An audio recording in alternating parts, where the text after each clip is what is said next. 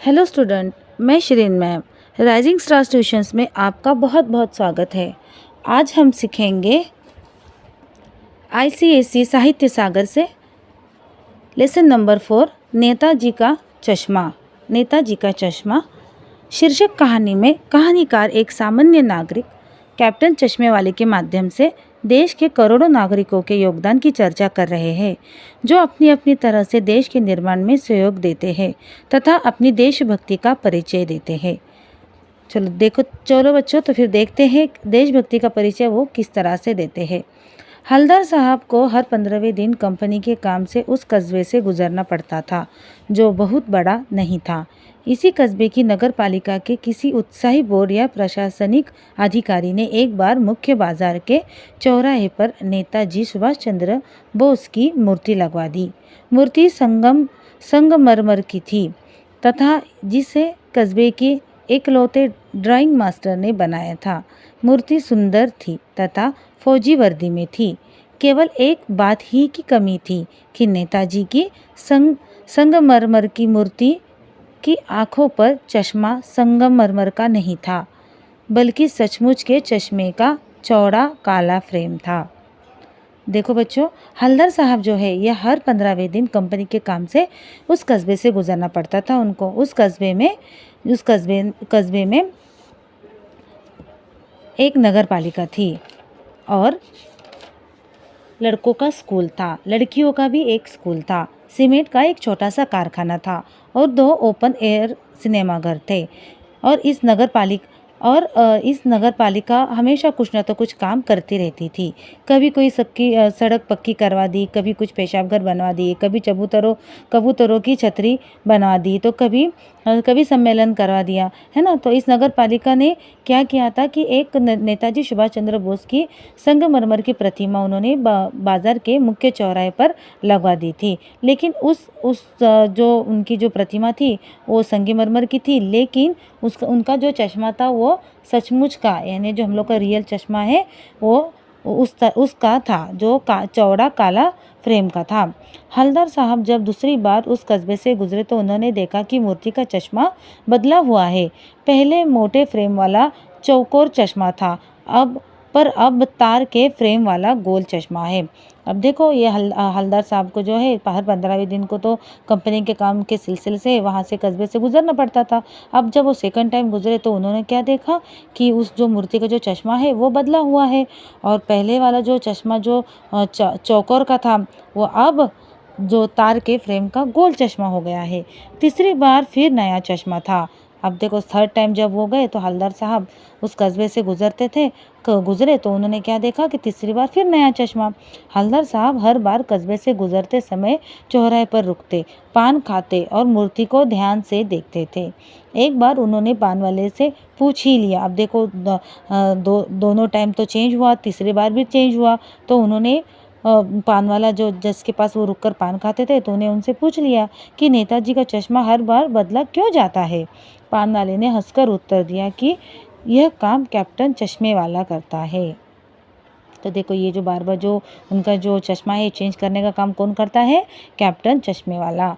जब हलदर साहब ने यह प्रश्न किया कि वह चश्मा क्यों बदल देता है, तो उन्हें बताया गया कि जब किसी ग्राहक को मूर्ति पर लगे फ्रेम जैसा चश्मा चाहिए तो कैप्टन चश्मे वाला उस फ्रेम को मूर्ति से उतारकर ग्राहक को दे देता है और उसके स्थान पर नया फ्रेम लगा देता है। हलदर साहब ने जब ये पूछा कि मूर्ति का ओरिजिनल चश्मा कहाँ गया, तो पान वाला बोला, मास्टर बनाना भूल गया।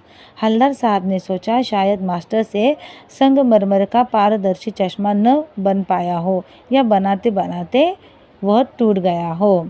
तो देखो बच्चों, जब ये सेकंड टाइम भी चेंज हो रहा है, थर्ड टाइम भी चेंज हो रहा है, तो हलदर साहब ने उस पान वाले से, जहाँ पर वो रुककर हमेशा पान खाते थे, तो उन्होंने उनसे पूछ ही लिया कि क्यों ये बार बार चश्मा चेंज करता है। तो ये जो उन्होंने तो जो पान वाला है उसने क्या बताया कि ग्राहक को मूर्ति पर जैसा चश्मा चाहिए, ये ऐसा चश्मे वाला उस फ्रेम की जो मूर्ति है, मूर्ति से उतार कर वो ग्राहक को देता है, तो वही उसको वो चेंज करता है, उस मूर्ति पर वो नया चश्मा लगा देता है। तो लेकिन उन्होंने फिर से प्रश्न किया कि लेकिन उनका जो ओरिजिनल चश्मा है तो वो कहाँ है।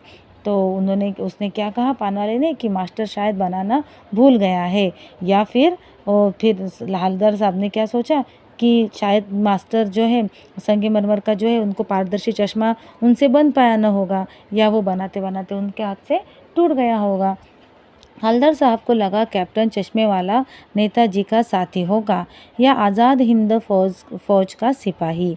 इस बारे में पान वाले से पूछने पर उन्हें पता चला कि वह बेहद बूढ़ा सा लंगड़ा आदमी है, जो सिर पर गांधी टोपी और आंखों पर काला चश्मा लगाए, एक हाथ में छोटी सी संदूकची और दूसरे हाथ में एक बांस पर बहुत से चश्मे लिए गली गली बेचता फिरता है। उस बेचारे की तो कोई दुकान भी नहीं है, उसे कैप्टन क्यों कहते हैं? ये पूछने पर पान वाले ने कोई उत्तर न दिया। देखो ये जो है उसने तो बताया कि जो चश्मे वाला है कैप्टन चश्मे वाला, तो उसकी कहानी वो क्या करता है उसके बारे में उसने हवलदार साहब को बताया। तो हवलदार साहब को क्या लग रहा था कि कैप्टन चश्मे वाला जो है वो नेताजी का शायद कोई साथी होगा, आज़ाद हिंद फौज का सिपाही होगा।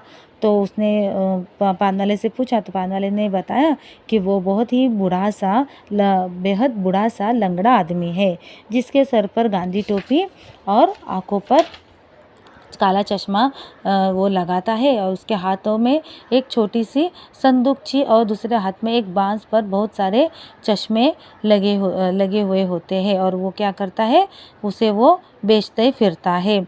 तो देखो बच्चों, उसकी तो बेचारे की कोई दुकान भी नहीं थी, लेकिन उसे कैप्टन क्यों कहते हैं इस क्वेश्चंस का आंसर उसके पास में नहीं था।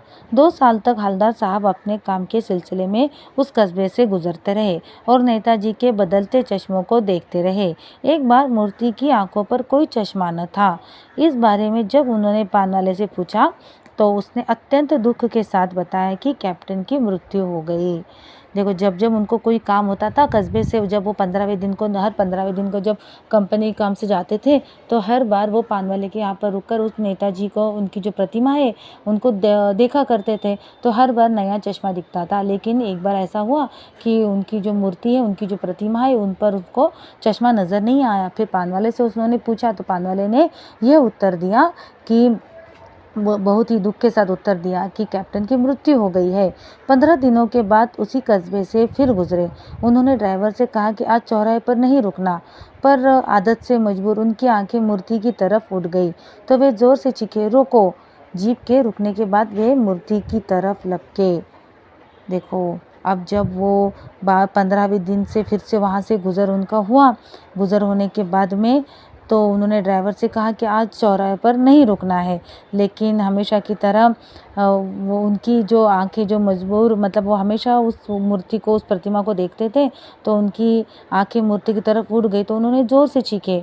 क्यों चीखे? क्यों? तो इतने दिन तक तो जब उन्होंने पिछली बार देखा था तो प्रतिमा के आंखों पर कोई चश्मा नहीं था, लेकिन अब जब उन्होंने देखे तो उनकी जो लिपक गए, वो रुक गए कि आज मूर्ति की आंखों पर सरकंडे से बना हुआ छोटा सा चश्मा रखा हुआ था, जैसे बच्चे बना लेते हैं।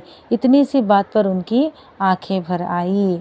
अब देखो बच्चों कि इतने दिन तक तो उनके आंखों पर चश्मा नहीं था, लेकिन सरकंडे से बना हुआ छोटा सा चश्मा उनको रखा हुआ दिखाई दिया। तो फिर जैसे वो बच्चे बना लेते हैं, तो उनको बस उतनी सी जो आँखें हैं उनके उतनी सी जो बात है उनको देखकर उनकी आँखें भर आई। तो देखो बच्चों कि इस कहानी के जो उद्देश्य है, हमें ये पता चलता है कि क्या है एग्जैक्टली इस कहानी में, कि देश के सभी छोटे बड़े व्यक्ति, यहाँ तक कि बच्चे भी देशभक्ति की भावना से ओतप्रोत होते हैं तथा अब सभी अपने अपने तरीकों तथा सामर्थ्य से देश के निर्माण में योगदान करते हैं। हमें किसी से तुच्छ योगदान का उपहास नहीं करना चाहिए, है ना बच्चों। तो आपको ये कहानी कैसी लगी, आप नीचे कमेंट में मुझे ज़रूर बताइएगा, और मेरे चैनल को सब्सक्राइब ज़रूर कीजिएगा। धन्यवाद।